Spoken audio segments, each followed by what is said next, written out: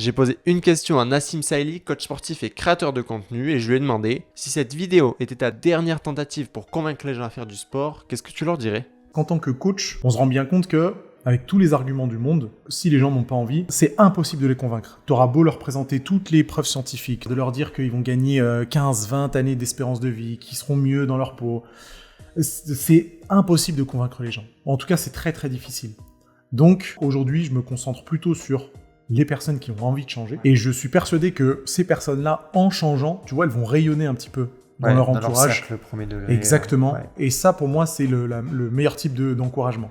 C'est de voir quelqu'un de son entourage changer et de développer soi-même intérieurement le désir de le faire. Sa réponse, je la trouve intéressante parce que parfois on se dit il faudrait que je fasse du sport, il faudrait que je lance tel projet, etc. Mais je crois qu'on devrait d'abord se poser ces 3 questions. La première, pourquoi ça serait bénéfique pour moi? Mais ça, en général, on en est conscient. On sait que faire du sport, c'est bon pour la santé. On sait qu'arrêter la cigarette serait meilleur pour les poumons. Et du coup, je pense qu'il y a une question qui est encore plus importante. C'est pourquoi on ne fait pas? Pourquoi j'ai pas attaqué le sport? Pourquoi j'ai pas arrêter la cigarette? Et je pense qu'après cette question introspective là, c'est là qu'on peut passer à la troisième qui est je commence ou j'arrête quand.